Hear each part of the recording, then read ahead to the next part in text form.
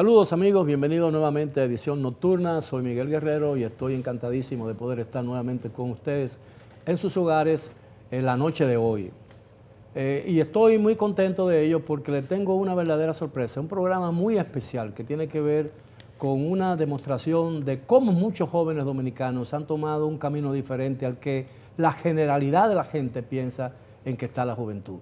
Estoy hablando del joven talento musical dominicano. Gracias al esfuerzo de una fundación sin fines de lucro, la Fundación por la Música, que dirige la señora Margarita Aufán, que cumple la fundación en estos días 10 años. Yo quiero presentar primero a los músicos que he invitado, que son todos jóvenes.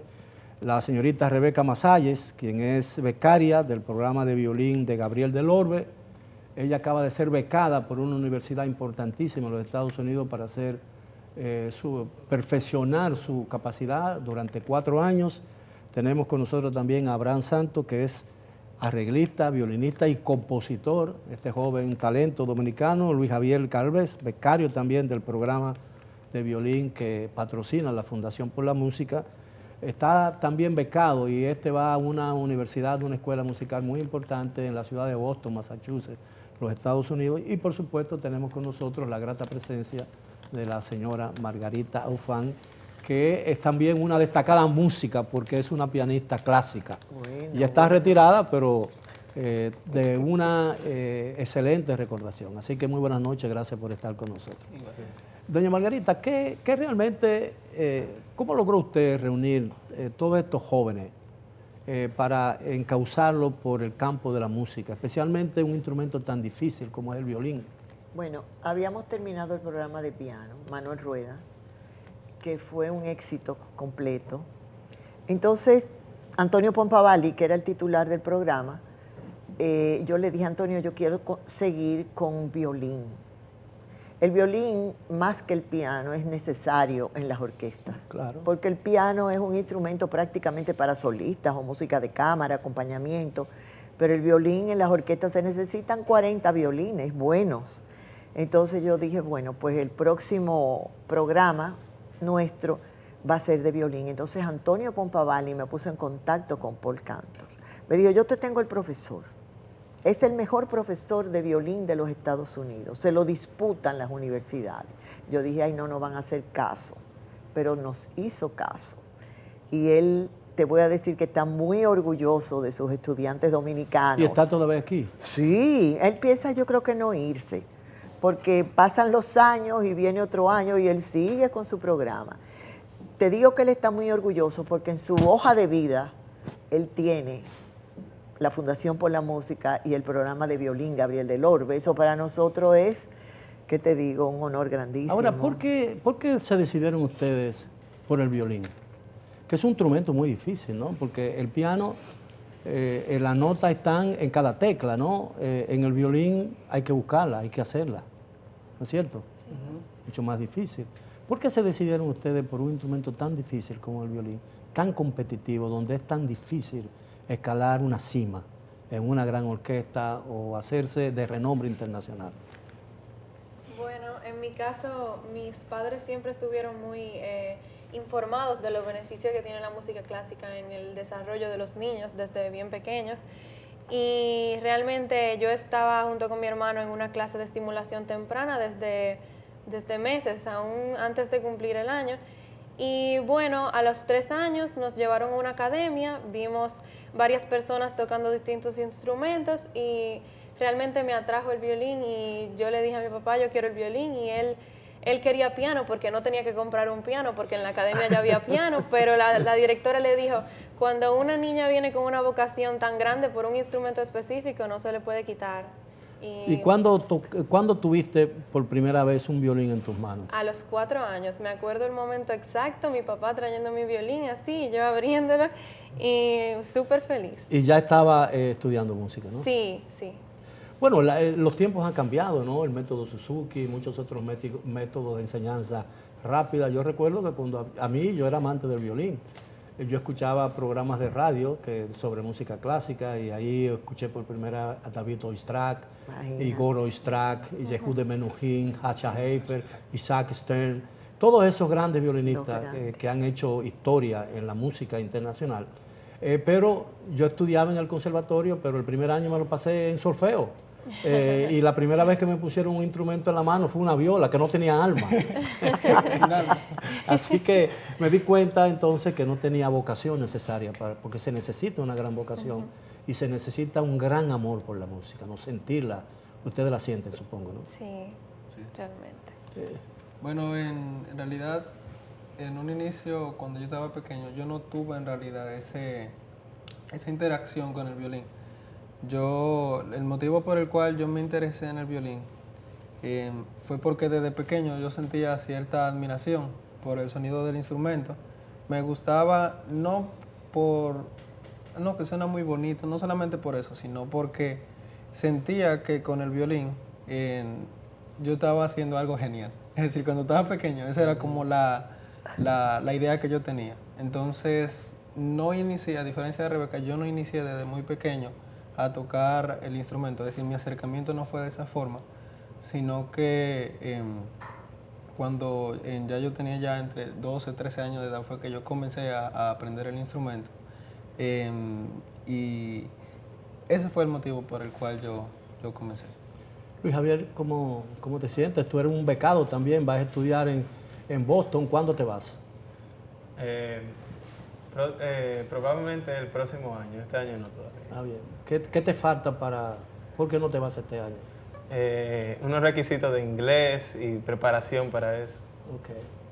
¿Y qué te identificó con el instrumento? Bueno, yo la verdad ni pensaba en música cuando era muy pequeño, sino fue que mi papá me inscribió en la escuela de música, así como a la fuerza, como ve a la escuela de música. Entonces, ahí duré... Tú fuiste a regañadientes, ¿no? Sí, como que yo no quería ir realmente. Y cuando fui, fue que me interesé por la música. Entonces, mi papá ha sido músico, tocaba guitarra, me enseñó guitarra antes de eso. Pero me interesé en el violín porque una vez estaba viendo una clase de violín, una alumna, y yo, cónchale, pero eso no se ve tan difícil. Pero fue realmente porque lo vi y mi papá me dijo que no lo cogiera en ese momento porque tenía que ser un año de solfeo. Y fue lo mejor porque cuando uno no sabe música es difícil el instrumento. Así es. Pero ustedes aprendieron solfeo, ustedes aprendieron a leer música mientras practicaban el instrumento, ¿no? Porque esa es la forma de enseñanza, por lo menos en los deportes. Los jóvenes dominicanos que juegan béisbol, por ejemplo, no le enseñan las reglas del béisbol. Le ponen un guante en la mano y le tiran una pelota y comienzan a pararla, ¿no? Y a batearla y luego comienzan a adentrarse en los secretos del deporte. Supongo yo que es muy difícil leer música, ¿no? Sí, se debe empezar realmente por enseñar lo básico, por lo menos, de manera teórica, porque realmente no es tan fácil como coger un guante y atrapar una pelota, sino que son muchas cosas técnicas pequeñitas que hay que tomar en cuenta, sí, pero... ¿Qué encuentran ustedes en la música? ¿Qué mensaje, a dónde le llega la música cuando ustedes están tocando o cuando le están escuchando? ¿Qué sensación experimentan? Bueno, eso depende de que, claro, obviamente depende de qué tipo de pieza uno esté escuchando o de qué tipo de pieza uno esté tocando. Sin embargo, yo veo la música como un medio para transmitir un mensaje. Es decir, aunque sea música instrumental, no tiene letra, pero aún así, toda música que hace cualquier compositor lo hace para transmitir un mensaje en específico, alguna sensación determinada. Y cuando yo toco música, cuando yo toco el instrumento, en ese momento yo trato de transmitir ese mensaje que el compositor quiso transmitir. Entonces tú quieres decir que la música tiene argumentación. Sí, yo creo incluso que una música sin un argumento, como usted dice, no es una música que puede trascender. Y en tus composiciones, ¿qué mensaje tú lanzas? Bueno, ¿mensaje de amor, de odio? Bueno, la mayor parte de la música que yo compongo es música instrumental. Por ese motivo, el mensaje que transmite la música instrumental es muy variado, porque el interpretar las melodías es algo muy subjetivo. Para una persona cierta melodía puede significar amor, por ejemplo, pero para otro quizá pueda sonar triste. Entonces, cuando yo estoy componiendo, yo lo que sí tengo claro es una idea en mi cabeza. ¿Qué yo quiero transmitir? Ahora bien, eso es un conjunto de emociones, no es de que una en concreto, sino que yo me dejo llevar de la música y dependiendo de lo que yo quiera transmitir, eso es lo que yo trato de plasmar. Tú haces primero, tú utilizas primero, pones las notas en el pentagrama y luego la interpreta o es lo Bueno. contrario. Bueno, mire, como no es ni una ni la otra. La forma usual cuando yo comienzo a componer es de la siguiente forma. Por lo general, primero hay una idea en la cabeza. Es decir, lo primero es una idea que se me ocurre en la cabeza.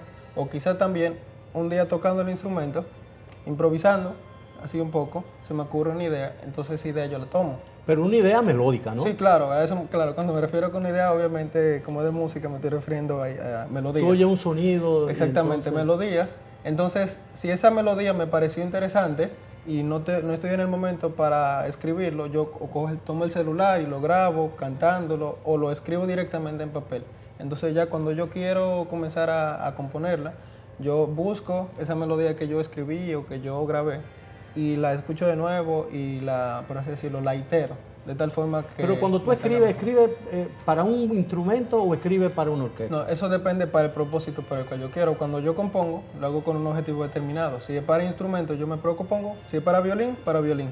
Si es para un instrumento determinado, sí. Ahora bien, si la melodía yo siento que le corresponde más a cierto instrumento, entonces yo se la doy a ese instrumento, porque yo creo que ese instrumento le da el carácter más aproximado al que tiene la música. Bien, si ustedes me lo permiten, jóvenes y doña Margarita, tenemos que hacer una primera pausa.